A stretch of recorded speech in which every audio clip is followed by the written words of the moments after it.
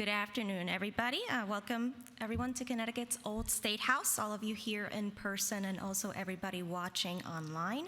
I'm Mariana Garcia. I'm the Public Programs Manager here at Connecticut's Old State House, and I just want to welcome everybody to the first program in our fall series, Untangling the Tally, a look inside the election process. The Old State House is where history and civics meet. When this was one of Connecticut's state capitals, a lot of debates and decisions were made here in this building that affected elections and voting for everybody living in the state. Today, the Connecticut Democracy Center at Connecticut's Old State House provides people with a lifetime pathway to active citizenship and the tools to engage in civic life and strengthen their communities. That's why we have developed this series and the lead up to the 2022 elections to take our audience into a deep dive into how modern elections work and the various ways that citizens can engage with this core system of democracy. This series aims to untangle the ins and outs of elections, the role of technology and news coverage during elections, and the challenges many electors today face in order to help build confidence in everybody's ability to participate in our government. But today's program in particular will focus on the logistics of elections and how state and local government can manage to pull such a huge event off and working together. It's an event that involves thousands of public officials and volunteers. We're also going to take a look at the security measures currently in place to protect our elections and what processes exist whenever something goes wrong. But I hope you enjoyed today's program. If you have any questions, please hold them to the very end, and I will come to you with a mic. If you are watching online, please leave all your questions in the comments. We will see them and ask them at the very end. We have four wonderful speakers here with us today, but before you meet them, I would like to introduce our moderator for today's program, Laura Smits. Who has been a member of the League of Women Voters of Connecticut since 1999, when she moved back to her home state after living in the Netherlands and upstate New York for several years. While living in Holland, she served as the president and vice president of the American Women's Club and was an editor and columnist for the organization's magazine, Tulip Talk. She served on the Board of Education in Weston, Connecticut from 2001 to 2005, ran for First Select Person in 2003, and served as a Registrar of Voters from 2008 to 2016. She was an active member of the Weston League, serving as secretary and moderator for several election events and programs, and served as the League of Women Voters Connecticut's service vice president from 2019 to 2021, and many, many other things. So, Laura, thank you so much for being here.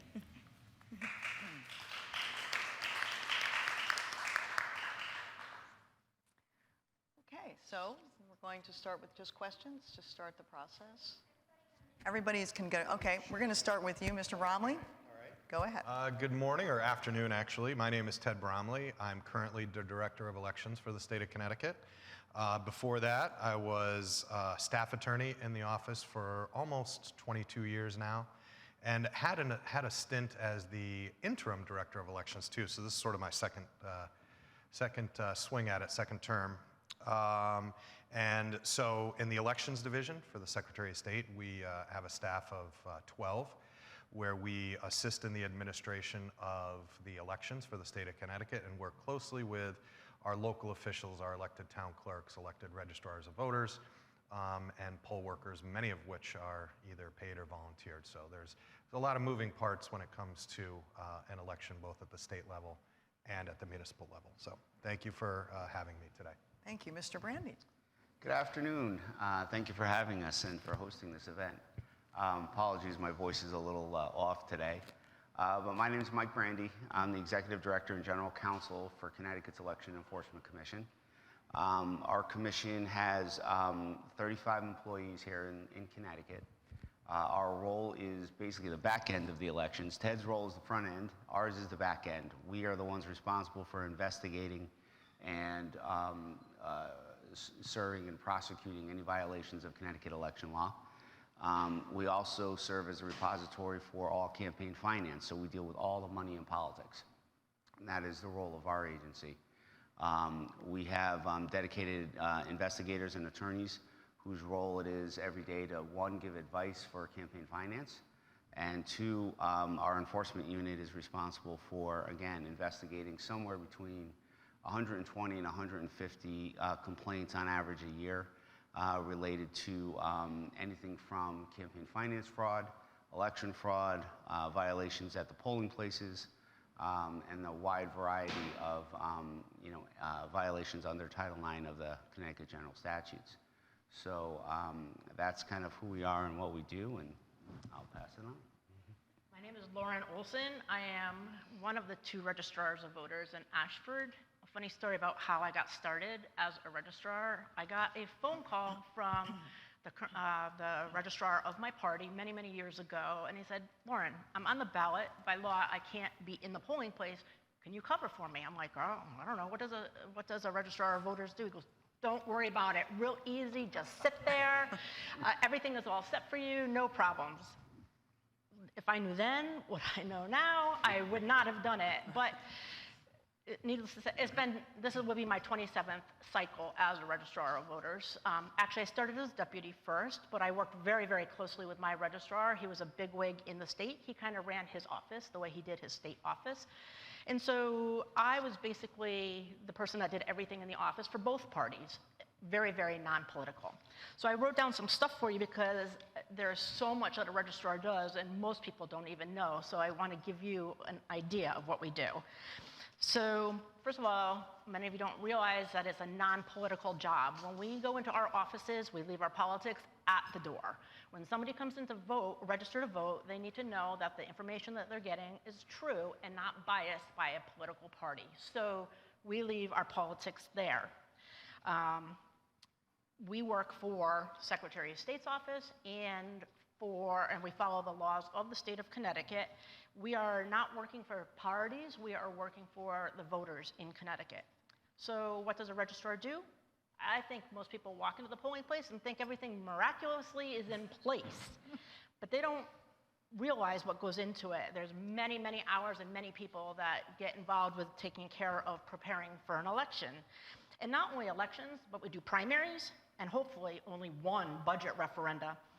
Not everybody has budget referendums, but we in the small towns often have them. There are some towns that have had 4, 5, 6. When you run out of money in your budget, you can't not have a referendum. It still has to be taken care of.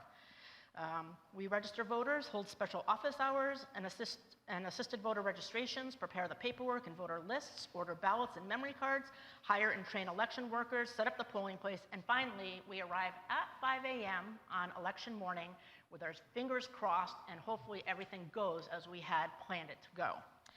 Then finally, at the end of the night, we process all of the paperwork that we have to. We send it off to the Secretary of State's office. We work very closely with the moderator. And then we look at the clock and we hope that we are actually going to bed on the same day that we awoke. Many times we don't.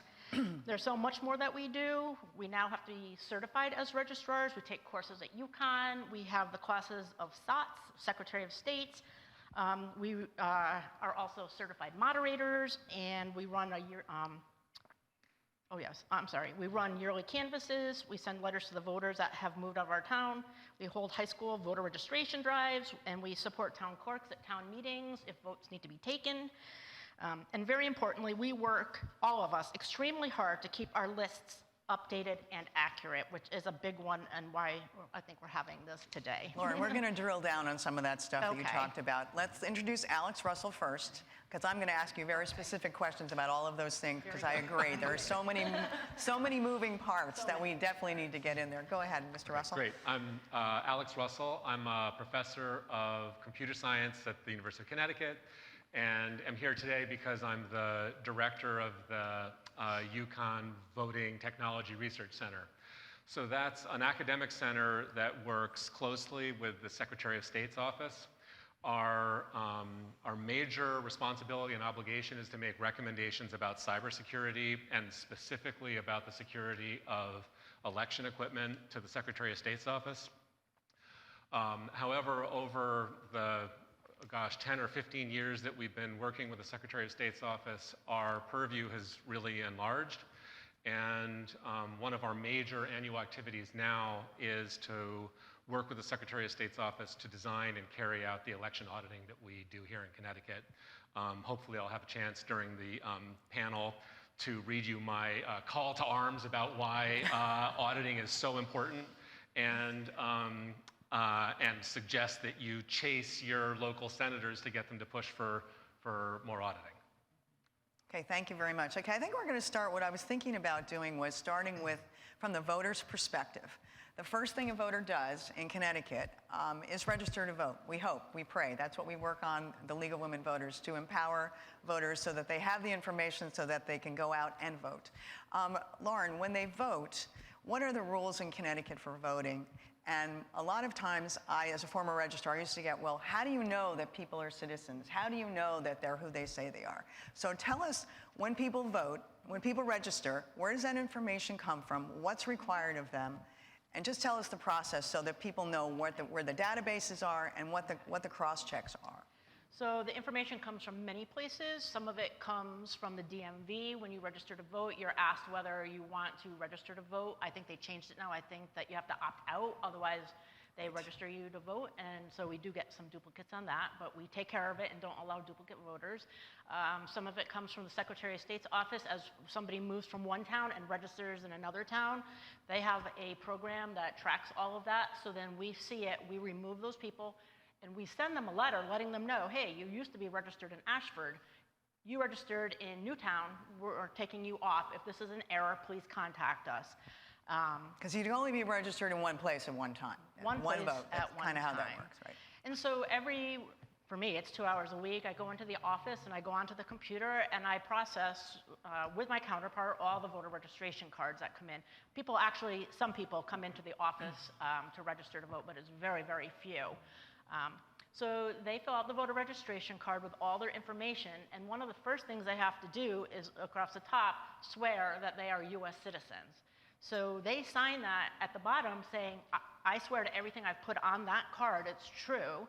And so we register them based on that. If we find out otherwise, that they were not citizens, I would be calling this gentleman here and he would be taking care of it. When the voter comes into the polling place, we've already processed everybody and we have the list of who should be voting in our town. So we have a very well-trained official checker. The first person that you see, she's going to ask you, what street do you live on? What is your name? Find that person on the list, and before they cross them off, they check the voter ID. They check the person's ID. It can be a driver's license. I've trained my official checker, don't say driver's license, because it's not always a driver's license. It could be a credit card that's signed on the back. It could be your social security card. It could be a whole bunch of things, a pre-printed letter, or the letter that I send you after you're registered. All that works as proof that you are a registered voter. That person only checks off people that can provide that information. Otherwise, they are not allowed to vote unless they go over to Election Day registration, and then it's a much harder process for them to go through to be able to vote. Right, Connecticut does have Election Day registration. Yes. Not everybody's aware of that. Right. And also we have an online registration system. Right, we have so people can register online, which is a lot more, very quick. Right. The information goes right back to the registrar. They pull it in, same process. Right. And you can also register just using the last 4 digits of your social security Right. number. Right. Same process, but it is double checked within databases that are pretty secure in themselves. Yes. These are government databases that Right. are used. And also, let me ask you another question. So when you have the folks coming in, when you have checkers in your polling station, they're from both parties, correct? We only have one checker in You're our a small party. town, right. We're a small town, and But in the cities, they do have polling workers from both parties Okay. working together. But in Kumbaya moment. But in my polling place, I have equal number of people in both parties, and Correct. anybody from a party can challenge somebody if they don't think that they belong in the polling place. So that's the way we deal with that. And I'll tell you that if I have a checker that can't handle the job, that checker's never hired again. It's the most important job that we have, I think, in the polling place, is making sure the proper people are being crossed off. Right, because at the end of the night, that list of voters has to match that number on that tabulator. Let's get through the line a little bit more. Yeah, sure, go ahead. I think, in addition to everything that was said, I think that when people ask about the security or the accuracy of our lists. I think the other things that are sort of left unsaid about Connecticut, or New England for that matter, is that we are very decentralized. You go to Midwestern states, southern states, where they have county forms of government. The Los Angeles County in California is bigger or about the same size as Connecticut itself. And so the decentralization is another way that we ensure that our lists are secure. I mean, particularly we have about 75 to 78 single polling place towns in Connecticut, meaning that they're small. And who better to know the lay of the land than the local registrars of voters and town clerks in those towns? You know, somebody could have helped somebody load their truck to move in a small town like that. So in addition to all the government-maintained databases and our real-time access to Social Security Death Index and all kinds of other things, and real-time access to the Department of Motor Vehicles, those types of things, we do have local controls in place as well, and I think that's often overlooked by many as a really important part of our election structure. So, thank you. Okay. Well, just to drive it home, just a real quick, my husband comes in to vote, I'm the official checker, I still check his ID. That's the way it goes, because we check everybody's ID, everybody is equal in the polling. It's pretty strict. Pretty strict. Very intense. Okay, so we go from the line, we're into the ballots. Let's talk about the ballots themselves. We have a paper ballot in Connecticut. There's a good reason to have a paper ballot. I'm going to let you talk about that, Alex. What does that paper ballot do for us once the election is over? How does that help Connecticut? Right. So this is a topic that has been discussed, you know, with thousands and thousands of hours of academic time and journal articles, and I think that the broad consensus is that paper ballots are the single most important thing that a state or jurisdiction can do to help secure their elections. And the reason is that, you know, if you think about the hopefully indelible record that you would like to have after the fact of an election, the major criteria you should ask about that record is how the record was produced in the first place and how the record will be processed at the end of the game. And what I mean is that one of the beauties of a paper record is that the way that that record is produced in the first place, especially in a place like Connecticut, where almost all voting is done with a direct connection between the voter and the ballot, this creates a firm link between the record and the voter.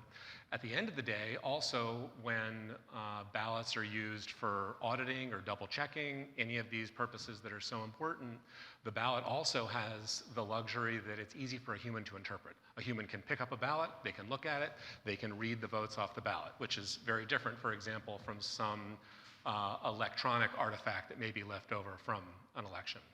And then finally, you know, one of the great virtues of a paper audit trail is that humans have a long history of understanding how to maintain and store paper ballots. And while that may seem like a kind of uninteresting thing to focus on, the disparity with electronic records is really significant here. So I would say the most important aspect of all of this is that the paper audit trail in Connecticut, by which I mean the ballots that were actually handled and voted by Connecticut voters, produce this very firm link between the final audit trail and the final record of the election and the actual initial voter intent. And that's what's so important. Let's talk about that a little bit. The tabulator, which as most voters know, is that machine that sits on top of that big black box, which is where the ballots go through. How are those tabulators? They have a memory card system in them. Many folks have always said, why don't we, especially young people, why don't we vote online? Why don't we do everything online? Because we already do everything online. I call Amazon, I can order up everything. Why can't I vote online? Let's talk about the memory cards that are in those tabulators, which is how the machines work. They're basically fancy adding machines, but they're very accurate, and they are programmed in a secure location, blah, blah, blah. Give us a little bit of that detail, where those memory cards start, how they end up, and how that functions as a tabulator. I want to answer your question, but since you uttered the word online voting, Yeah. I am forced to Okay, respond to please, that immediately. Please do. I want you to. Okay. We need to hear this. So, as with computer security and cybersecurity in general, there's a major trade-off between usability and security. In general, what we see is that if you want a system to be more accessible, more functional, easier to use, you sacrifice in terms of security. So the joke is, I can design for you a perfectly secure election. Nobody votes. Okay, 100% secure. So, so one of the attractive aspects of voting online is that it could presumably do wonderful things for accessibility. That is, we might hope that we could reach more voters and we could have more participation if we move to an online setting. The huge penalty that we pay harkens back to my last response, which is that when we think about what a reliable and faithful artifact of an election looks like, what a reliable and faithful election result looks like, what we want is some way to produce a really firm connection between the voter and the election outcome, or the voter and the final record of the election. And one of the problems with an online voting system is that the voter must necessarily interact with their computer with some back-end piece of software. And unfortunately, and it's my community that's to blame for this, unfortunately, we're not good enough at deploying software, at securing computers, and at ensuring that software is absolutely failure-free and unattackable to make sure that a system like that really provides a tight link between the voter and the vote, which is what we want. Maybe someday we'll be able to transition to online voting, but at the moment we are just not able to confidently build the hardware and the software to really provide that firm link between the voter and the voting record. Then you asked, oh, sorry. I have to chime in because I think it is, when we have this conversation, and by the way, completely rely on the University of Connecticut's expertise. One of the things that people always bring up to us is, well, I can walk up to any ATM and I can do my banking, and that seems to be secure enough. And you always have told us that, and not speaking for any bank here, but they build in contingencies. They build in fraud funds to cover any hacking or anything. So although we say, why can't we do that? There is a built-in expectation that something will happen. Absolutely. And if you're a bank and you're willing to tolerate 1 or 2% fraud because of the convenience of credit cards or electronic transactions or ATM usage, that's very fine. But notice that when we talk about an election, 1 or 2% margin of error is absolutely, absolutely unacceptable. Right, correct, absolutely. And we also, one of the other good things we have, the paper ballots are good for, is what you talked about, is the audit. Can you tell us the difference between, I don't know which one of you can answer this, a recount versus an audit? What's the process involved? Audit, in my opinion, as a registrar, we're physically counting those ballots, just like you see in Florida, no hanging chads, but you are looking at those ballots to see what they say. Sure. A recount, however, is done how? Sure, so I think, Alex, you and I can sort of answer this. So the real difference, so a recount, there's an automatic automatic in statute, there's an automatic threshold.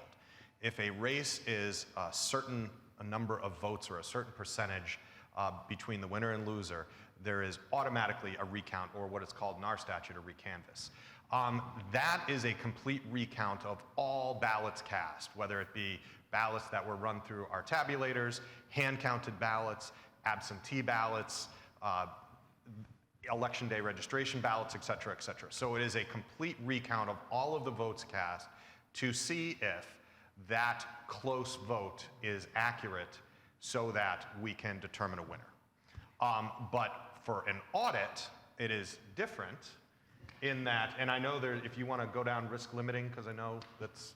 Well, I was going to have Lauren tell us what an audit is. Oh, sure. From a the person who actually has to get those people together to count those ballots. Well, I will say that on both a recanvass and an audit, I try to use the exact same poll workers who were at the polling place. Sometimes I can't, but also, especially with a recanvass, we try to run it as exactly like the election. We check all of the paperwork, making sure the IDs on the, I can't think of the word for it, everything gets locked up in a bag and it has a serial number on the bag, and we put all that information onto the new paper, and then we put all the, we just run it like an election. We count, everybody looks at a ballot and goes through, and we say, this one looks like it can be counted, this one doesn't, and then the ones that we think could be put through the tabulator, we put them through the tabulator. The ones that we don't think the tabulator could have read right, we'll count by hand. The last time I did a recanvass, we did 2 of those. Only 2 of them were re-questioned, and I think that they were read by the tabulator because our results stayed exactly the same. For an audit, it's slightly different because they tell us what races they want us to check, and so we bring in the people and we hand look at every single race in that, and we hand tally it. But still, we do all the same paperwork. We make sure that the ballots had not been opened by anybody, I actually don't mind doing audits. Ashford barely gets chosen. Don't pick me now, though. And I've done a ton of recanvass coming from a small town. Municipal elections very often, it's a difference of 5 voters, 5 votes. So Because of the ballots, once they're counted by the tabulator, the ballot boxes are emptied, and they're put in boxes that have seals on them and serials numbers. There's a moderator's report that has all of these things that have to be, everything has to be documented. And the moderator's report is overseen by the moderator and a Democrat and a Republican. Correct. The 3 of them work together. So there's not going to be any fraud, because if I saw the other party doing fraud, I would, again, not stay silent. And you would call Mr. Brandi and say, Yes, hey! I would call, yes. So there are 3 eyes looking at everything, making sure that we write down the seal numbers properly, and all the numbers, when we read the results, are tallied properly. Right. Okay, go ahead. And one perhaps final interesting distinction here is that in an audit, typically what we're trying to do is to ensure that the tabulator worked correctly. Right. And so the name of the game is to examine a corpus of ballots and make sure that the tally computed there is close or identical to the tally computed by the tabulator. And in contrast, in a recount, in a sense, what the tabulators came up with is now irrelevant. We're actually trying to completely recount the election, and so the distinction here, from our perspective, is that in a recount, voter intent is very important. Right? So if I have a ballot and there's a bubble that's empty, but the voter put a pointer to, drew a pointer to it and said, yes, I want Alex Russell, during a recount, you might very well count that as a vote. During an audit, you would not. That is, if the voting machine did not see the empty bubble, which is good, then everything is as it should be. So, it's a small distinction. I'm going to talk to you, Mr. Brandi, since we're talking about a word I hate to use, but everybody uses it, the voter fraud question. What kind of complaints do you see?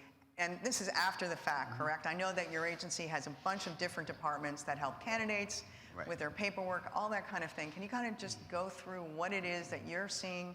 Have things increased? Have complaints increased? What kind of complaints do you get? And how much of this is just made up in the media and the narrative that people want to hear, as opposed to what really goes on in the ground in Connecticut? So it's a great question.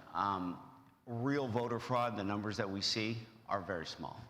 I mean, our election systems are secure. That's not to say that some people may not try to get around, the law and the systems that we have in place, and that's what we're there for. We investigate every claim that comes to us.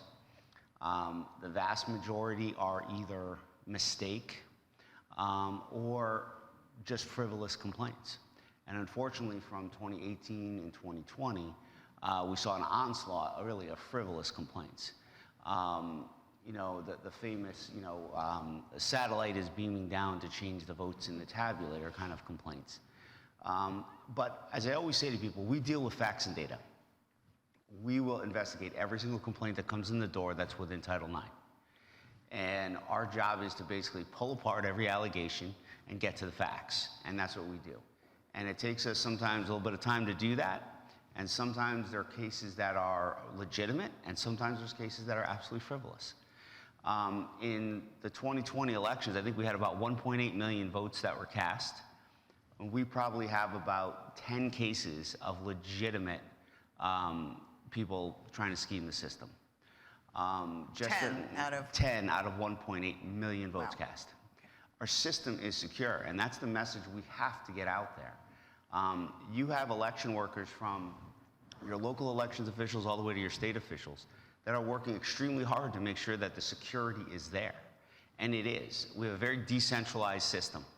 And in every city and town in the state of Connecticut, people are working overtime to make sure that any allegations of voter fraud are forwarded to us. We have lots of eyes and ears out there, and we dispose of those cases as quickly as we can. We have had cases like we just had a verdict a few weeks ago in a case that was a municipal election in Stamford. And this is a case that unfortunately was a scheme. It resulted in a conviction of an individual on 28 counts of both absentee ballot fraud and forgery. And we do have those cases every now and then. But the vast majority of people are honest. And they're casting their votes. They're not doing anything to subvert the system. And the allegations that are constantly out there about electronic systems, we have lots of complaints where people are alleging that our tabulators are being infected by outside forces. Well, we know for a fact to start off, they can't be because they're not connected to anything. Correct.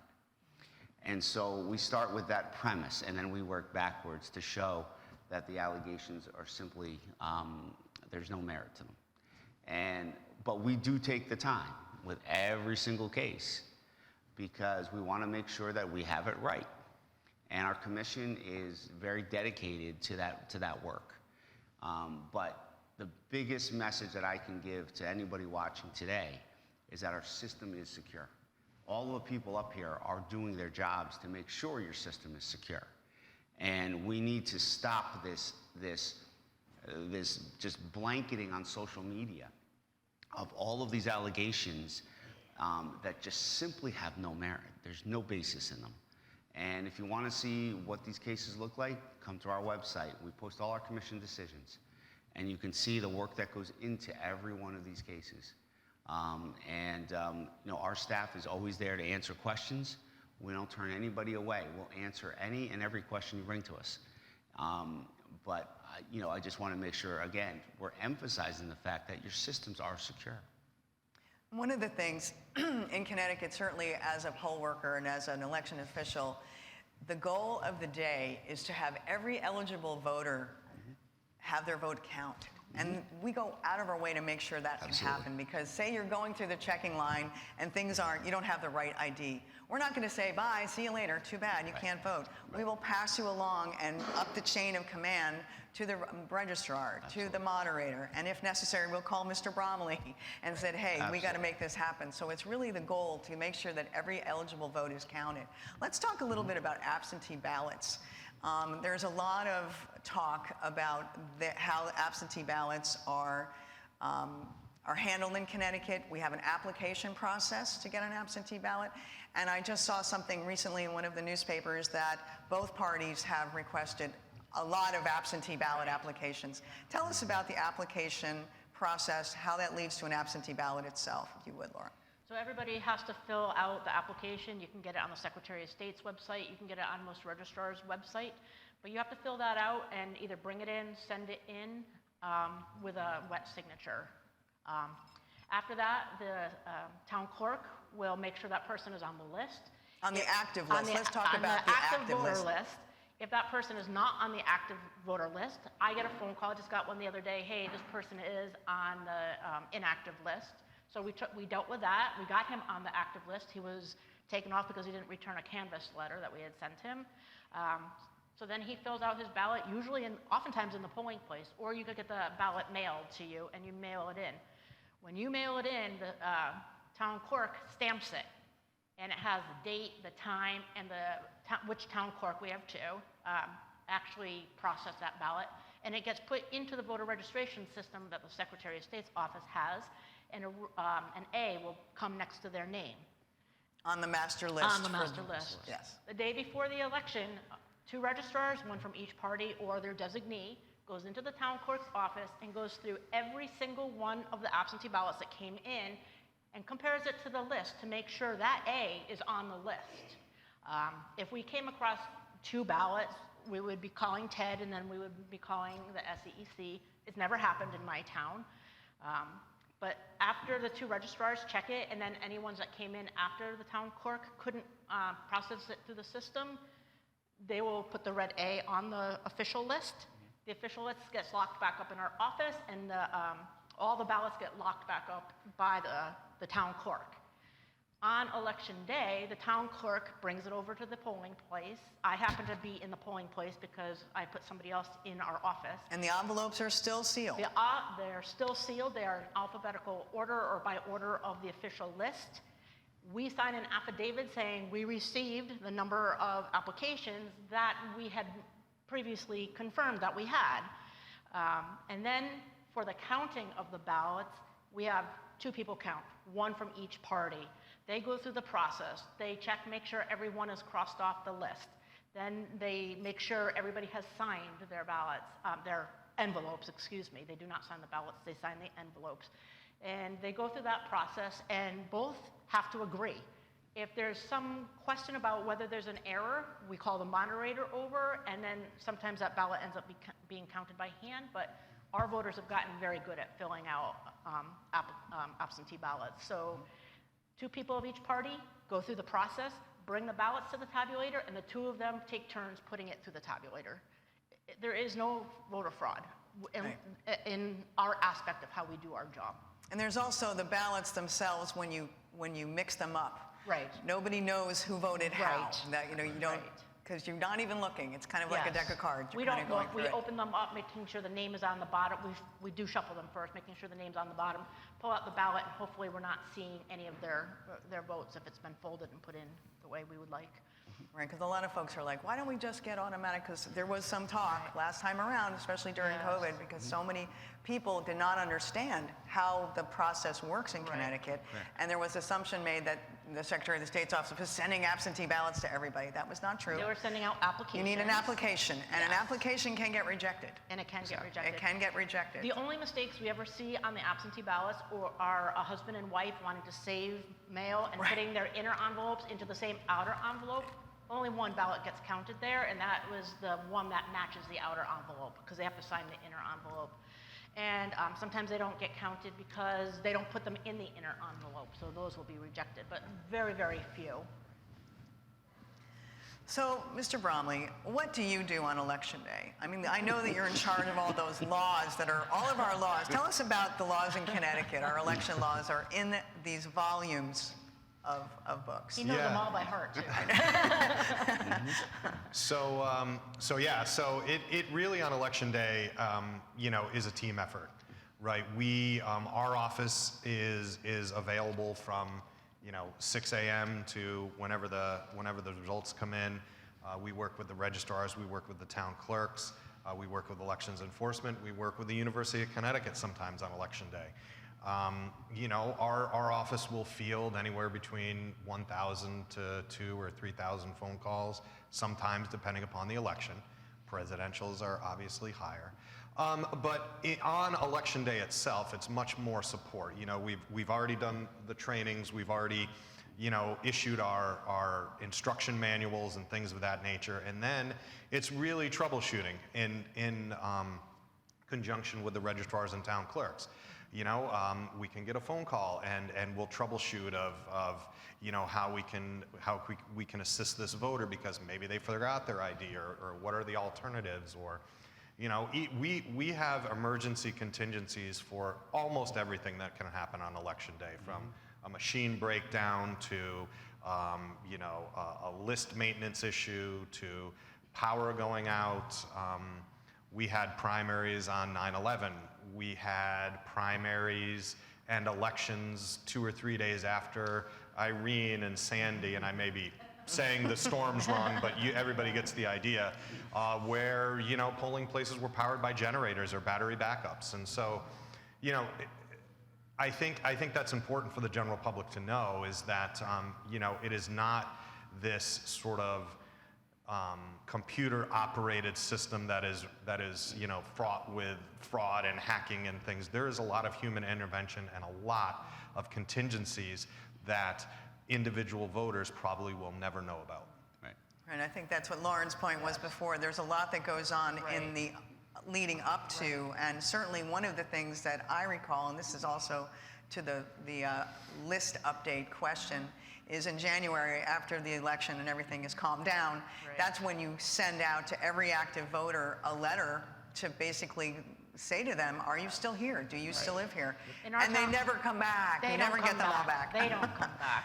I also want to say that every town has an emergency plan that we have put together. It's been approved by the Secretary of State's office. And so we train our poll workers. If we have a fire, this is what we're doing. If this happens, everybody knows what their job is. And so I feel pretty comfortable that we could handle any situation that we need to handle. And I think it's since Sandy, or one of the big storms we had, the battery backups, all of the tabulators in every town in Connecticut are backed up by an actual battery that has to be plugged in and has to be ready to go. So there's always a contingency plan for everything. It's like, okay, so the moderators say, oh great, we're gonna have a fire now. I'm gonna watch this, you're gonna watch that, and it's kind of, things are done. The other thing that folks don't know about is what you alluded to before, is the poll worker training. All of the manuals and that workers have to do, that's all available on the Secretary of State's website. People can go look at the different ways that people are trained. And one of the things that I know poll workers go through every time they do an election, they take an oath.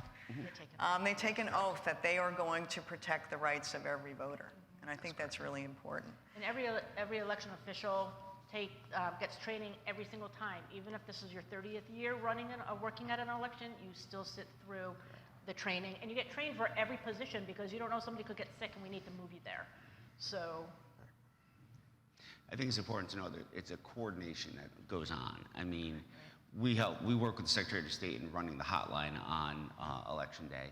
And it's not just our offices, but we're also coordinating with local officials, with federal officials.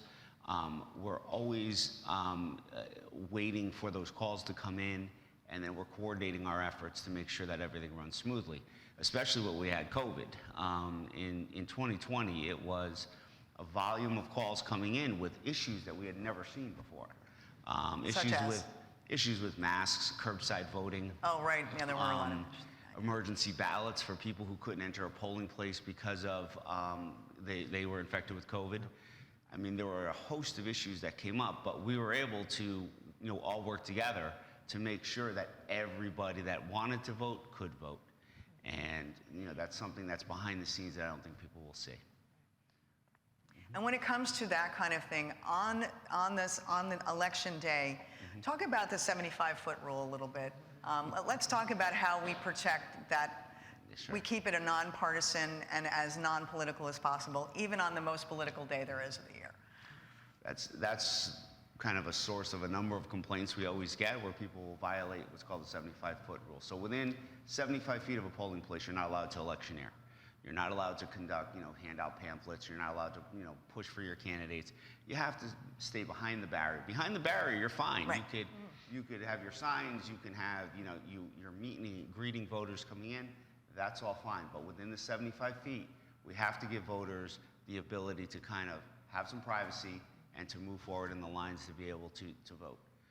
And we do get complaints on this every year, and we do investigate it. And every polling place, it's not a situation where somebody doesn't know where the 75-foot line is.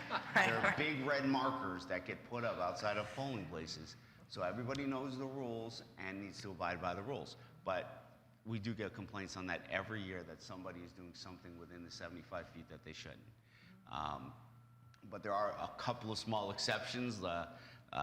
We do allow bake sales from PTAs. The bake sale is a very important part of the day. Girl Scouts selling cookies inside there.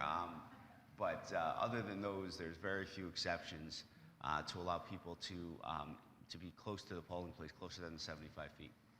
A lot of passion on that day. Absolutely. We definitely rely on those baked goods Yes. during the day to keep us Keeps us all busy. going. So I'm going to go. Each one of you can give the answer to this question. How have elections changed during your career? Certainly, I know they have in the past few years, but what's the overall change that you see? Yeah, so I think just a couple of things. I'll be brief. So when I originally came in, as I said in the beginning, 22 years ago, we had the lever voting machines, which you could literally hit with a car and they'd still work.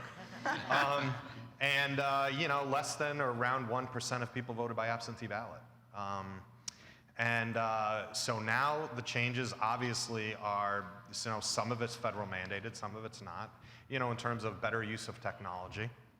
But I also think, to talk about the other side of the coin, is that I think that certainly it's gotten more contentious, more finger pointing, and things of that nature, where, you know, an election we may have 10, 15 years ago maybe gotten, you know, sued for ballot access or something like that. The state often does, maybe once or twice in an election year, and I think we're up to 7 now for this election cycle in and of itself.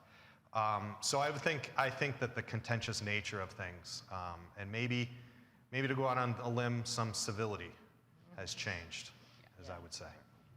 That's a good point. That's exactly what I was going to say, is the civility has changed. People could disagree on issues, and they're all members of the same community, and they would get along together.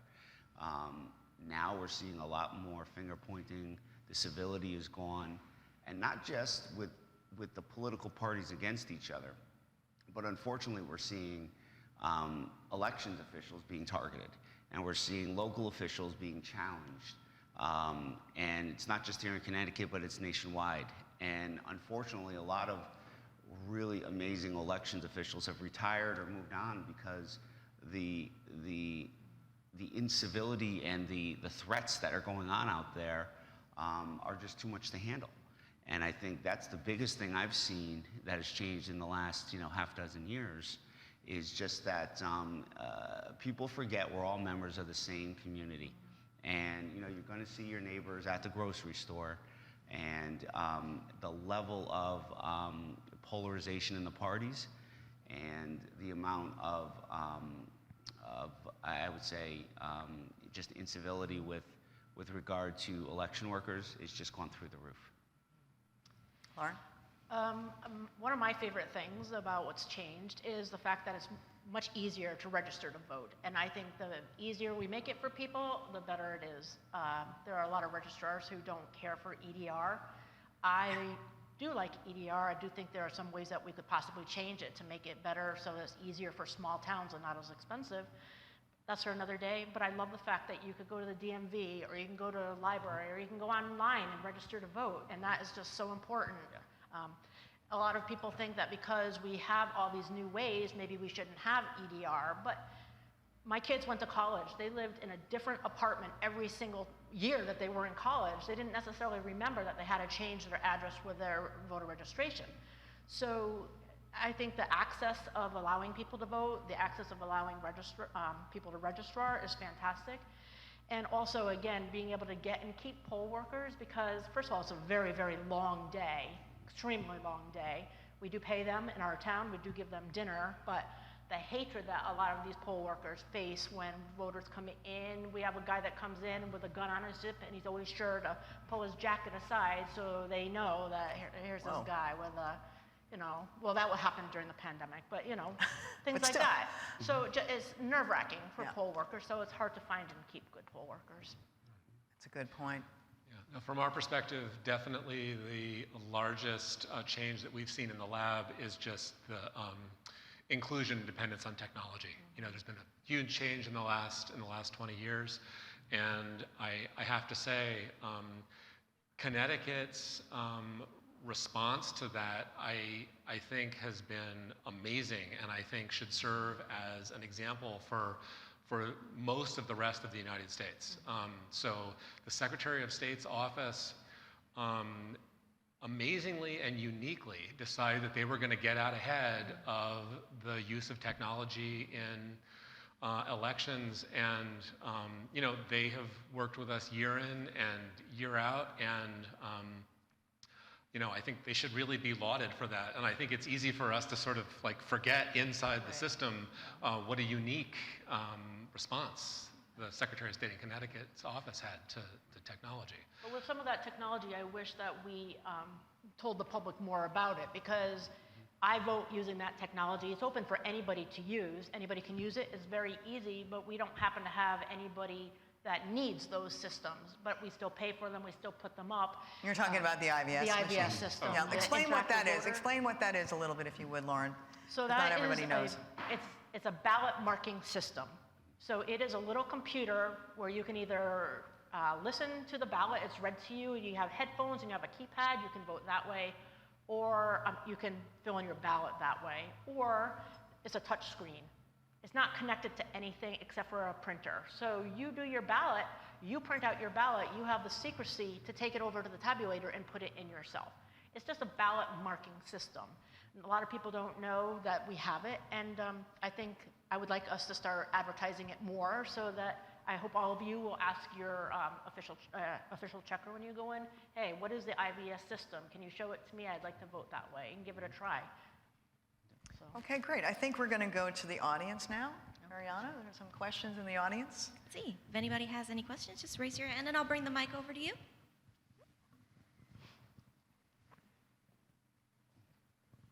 Thank you. My question is about, we've talked a lot about Connecticut and the fact that in New England we have a decentralized system. For those states that do have a centralized system, is there more chance of things going wrong or being hacked in that way? And how do they prevent against that? I'm going to hand that over to you guys. I'll let Mike handle some of that as well, but I think that the more centralized you get, the more election information and infrastructure is all in one place. And I think that is probably the danger zone, whereas in Connecticut, the conspiracy would have to be so vast between 169 towns, over 400 local election officials, that that decentralization is a built-in security mechanism as well. But in terms of how the other states deal with it, we know Connecticut. I'm not sure. Do you know anything about any of the other? I mean, just in terms of some of the mail-in states, they have some very secure systems. They've been using them for a long time. Arizona, Oregon.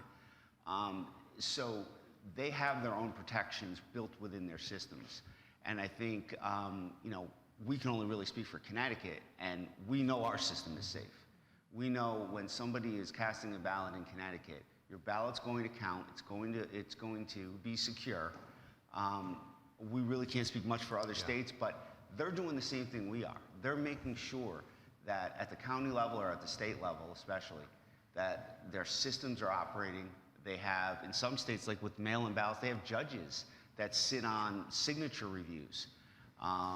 And there's lots of different methodologies, and it's not for us to say one is better than the other, but we think ours is pretty good. And we think ours is very secure, because at the end of the day, we have a paper ballot in place. At the end of the day, if I get a complaint, I can send my investigators to that town hall. I know that those ballots are in secured bags. We have chain of custody. We can secure them, and we can conduct an investigation to know exactly what went on. So from Connecticut's perspective, we have a secure system, and we have professionals that really know what they're doing. Thank you. Thank you very much. I come from the world of immigration. I'm an immigration lawyer, so also known as the factory for churning out new Americans. And so, to me, the allegation that there would be ever undocumented immigrants voting in our elections is ludicrous, because I deal with them every day. And the least that they want from life is for themselves to subject themselves to governmental scrutiny by going in a room, showing some fake ID, for what gain? To be picked up by police and then immigration and deported out of here? No way. It doesn't happen. It's not realistic. That's not the way undocumented immigrants think.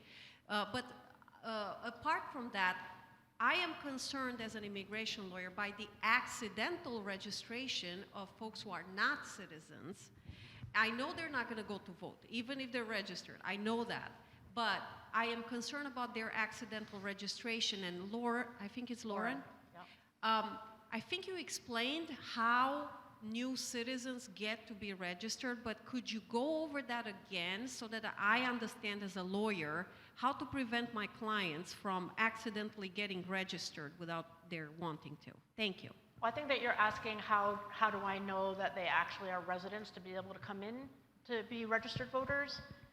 Is that what you're asking? Because they have to sign on the voter registration card that they swear that they're American citizens. But they can register to vote like anybody else, and so there's one Democrat and one Republican who look at it, and I mean, that's the best I think that we can do. So let's break that down a little bit more. Say there's a green card holder who doesn't speak English. Say somehow they get that voting registration card and they don't know what the heck they're signing. Is that dished out in Spanish as well, that voting registration? Yes, It is. Okay, that's a good safeguard. yes. Again, I know my people don't want to even be near anything that's illegal, but Right. I don't want them to accidentally be registered. And then for USCIS, when I go to the interview with them, to go online, because they could check voter registration and see them on a random voter registration list. And then so that you all know, in immigration proceedings, if the answer to the question, have you ever registered to vote in a US election, dares to be yes, they're disqualified from US citizenship, and they may actually be deported. It's a very serious offense, and I know my peeps don't want to do it on an intentional basis, and that's why I'm here to figure out how we manage to keep them from accidentally, or the system from accidentally. Well, the system will, I mean, if they have to have a valid social, they have to have a valid DMV, so some of that stuff's been double checked Yeah, and already. I don't think registrars are going to start asking people, hey, are you illegal? I mean, I would never do that to somebody. So we have to trust that they're honest about what it is, and if we find out otherwise, then we call TED or SEC and go that way. So it's all about that affirmation, I am a citizen. It's all about that, yes? Right, I think maybe let me try to unwrap it a little bit. So I think that there's two things that I think would be helpful. The first is that one of the biggest trigger points that I think we find with this issue where we receive the most inquiry is with DMV, where an individual is going to either get a driver's license or an ID. Those databases at DMV are separate. So we go to great lengths to make sure we're only communicating with the database where verification of US citizenship has been, because DMV does Real ID now. However, that's one where somebody is clicking buttons to get a driver's license or an ID, and one of the questions at the outset is, would you like to register to vote, right? So that has to be no, depending upon the situation. I don't know all the ins and outs of the decision tree and the DMV system, but that's one. And the other thing is that I think very important, because you asked about Spanish, is that last year we actually purchased for the entire state a translation service that does 250 different languages. And it's a phone number that either the town clerk or the poll workers on election day can call, and they can tell the individual on the phone what language they need, and then it can either be a video conference if they have that, or it can just be a simple telephone call where the individual will translate in whatever particular language is chosen. But I think a lot of the inquiries we get about the non-residents or the non-citizens is through the DMV process. So that may be a trigger point to sort of focus on. Okay, my next alert to my clients, watch out what you pick on the DMV Yes, yes. list. Yeah. Okay, Yep. thank you. You're welcome. And a lot of this also is education. We try to get information out there to make sure it's clear as to what people are allowed to do in the election system. Correct. So, and that's a never-ending process of trying to make sure that people understand all the ins and outs of our election system. And we do get cases now and then from people who have tried to register to vote, but they're not citizens. And we deal with those relatively pretty nicely. We understand people make mistakes, and our commission is very reasonable when it comes to cases like that, and we'll be able to issue a decision, which hopefully you could use in your settings as well if someone did it by mistake. And are you able to remove their names from the public registration? Yeah, we have the power to remove names from the registry lists. Okay. Any other questions? I do want to point out, while we have a second, that there is a question on the ballot this year. Connecticut is the dubious honor of being one of only 4 states that does not have early voting. Correct. And voters can change that this year. The question on the ballot is very specific. We tried this once in 2014, and there was a long paragraph. This is one question, and it's, shall the Constitution, we have to amend our Constitution. Whose fault is that? Ted, I just want to know. Not me. All of our laws, all of our election laws are written in our Constitution. So to change them or update them, we need to amend our Constitution. So as a League of Women Voters, please vote yes on that question so we can have another day of in-person voting in Connecticut. Absolutely. It would be very helpful for all of us, since life is more complicated than ever before. And if it becomes law, registrars, whether they like it or not, will go ahead with the procedure and make sure it's available for everyone. We'll figure out how to do it. Other states have. I'm pretty sure we can. Okay. My question, first comment is just thank you to each of you and your teams who obviously do a lot to ensure the integrity of our elections. Obviously, what you've talked about today it's impressive. I guess my question would be, for nobody specific on the panel, if a few of you maybe want to chime in on this, what keeps you up at night? What Keep you up at night. Oh. I don't know if you heard on Cape Cod when they went to get all the stuff out of the vault for election morning, they could not get the vault open. There you go. I guess mostly for us, it's poll workers not showing up, moderators not showing up. But pretty much being from a small town, we have duplicates of everything that are, like all of our paperwork, duplicates are kept in a separate place. Also, ballots are kept in a separate, locked, secure place. So the election opens at 6 a.m. no matter what. If we don't have access to the ballots, we'll photocopy and allow people to vote by paper ballot, because we start at 6 o'clock, as I said, no matter what. So those kind of things are what leaves registrars up at night. For me, I would say it's probably misinformation. Keeps me up at night, which leads to misunderstandings and confusion. You know, at the end of the day, all of us here, you know, want you to vote. We don't care who you vote for. We want you to vote. Right. And the fact that people out there would find it necessary to say, oh, the election day has been changed, Yeah. or the polls are now closed, or things of that nature, which would prevent maybe their neighbor or their best friend from voting, just does keep me up at night. I would agree with Ted. Those are the issues that we were concerned with too. We've had things in the past, like people have called us and said that they've been told that warrant checks are being done at polling places. And these are voter suppression methods that are, you know, used all over the country. Or phone calls that Democrats vote on Thursday and not on Tuesday. There's things like that that's disinformation and misinformation. And the problem I see today is just that social media is carrying this stuff, you know, live all the time in your face, and it's hard for us to give the facts and the truth when we can't keep up with what lies there are on social media. So those are the things that really concern us, and you know, we're working day and night, and on that day we have staff there from 6 in the morning till 8 at night and beyond to make sure that things go correctly. But you know, the misinformation and the things that we just have no control of, that's the stuff that keeps us up. I've got to say, with these people on the team, I sleep like a baby. I can say for myself, the one thing that keeps me up is low voter turnout. Sure. Oh, it's the worst. It's really, really important that and vote in every election. It gets me so insane when people say, oh, I'm not going to vote, it's not a presidential. I'm like, where do you think the presidentials come from?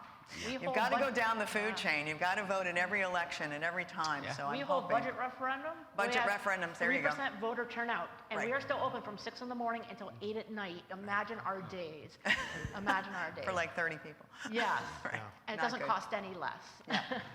So that's important. But I do want to say that registrars do it for the love of running elections, not for the paycheck. And and poll workers the same thing. It's that free lunch that gets them there. Yeah, every free day. lunch. And the donuts. I'm all And about donuts, the donuts. yes. But I think it's also an important point is that we need everybody, and I mean everybody, to get the message out that your elections are safe. The only way we're going to get voter turnout increased, the only way that we're going to combat the misinformation is for everybody to be involved. And we preach this all the time, whether we're at the town clerk's convention, the registrar's convention, we need everybody involved. And it goes down to your local high school classes. Civics is now required. Well, we want everybody to know that voting is such a critical part of our democracy, and everybody has to be part of it and make sure you're out there, and, encouraging people to vote and showing that our system does work. And know your trusted sources, right? That was Yeah. a big moniker in 2020. The Secretary of State, our website has a bunch of information about voting, handbooks, training materials, everything. Mr. Brandi's website, Elections Enforcement, has a boatload of information. If you have questions about voting machines, the Voter Center website has all kinds of reports and things about the security of our voting machines, and the local town websites, the registrars, town clerks. If you're getting your information from some obscure website, you might want to come back to ours, where Facts matter. the information is going to be accurate. Right. Yeah, I always tell people to drill down on that source when people come up and say, well, I heard this on the internet. And I said, well, where? Was it a .com? Was it a .edu? You have to drill down on those sources, because the minute you start uncovering the layers, I read it in a blog post. Well, that's not good enough, because facts really do matter, especially when it comes to voting. Thank you so much. Okay, let's just have one last question over here. Okay, great. Hi, my question is actually about early voting, so thanks for bringing that up, Laura. So my question is, are there any conversations that are being had at the Secretary of State's office about what early voting might look like, since we're talking about logistics of elections? And if so, what can you tell us about the conversations you've had so far about procedures and whatnot? Yeah, so that's a great question. It gives me an opportunity to explain something. So there is a question on the ballot. And so in Connecticut, and I'll be brief, in Connecticut we are one of only 4 that do not have early voting. The reason that we have it is because we have strict language in our Constitution. So even if the constitutional amendment passes, let's say this year, we don't automatically have early voting. All that does is remove the restrictions in our Connecticut Constitution to allow the legislature to then address early voting. So to answer your question, in anticipation of some of these things, we have done some studies and are having people assist us with some studies of what types of early voting happens in the other states and what is successful, what is not, what has been challenging, how much does it cost, these things, all those types of things to be ready for certain types of recommendations. We haven't come down on any one particular solid method yet, but we are exploring and using the benefit of the 40 plus other states that do it. So that's where we are. And registrars just want a seat at the table because we have the knowledge of how they work, and we want to make sure we are capable of handling whatever decision that they make. So we just ask for a seat at the table. I guarantee you there'll be a lot of legislative hearings about this. So once this passes, there'll be a lot of discussion. There'll be a lot of opportunity for public input. So it's going to be an interesting process going forward. And that's where the legislatures that you elect come into play as well. Absolutely. They're all connected. Okay, thank you. Thank you very much. All right, thank you so much, Laura, and all of our speakers, and everybody, thank you so much for coming down today and listening to our program. I hope you enjoyed that, and I hope you come back for the second in our Untangling the Tally series. It's going to be on October 20th, and that's going to be on media and voting. We're going to take a look at all a little bit of what was talked about today, social media and all the misinformation, disinformation that we find online. And yeah, I hope to see you then, and hope you have a wonderful rest of your day.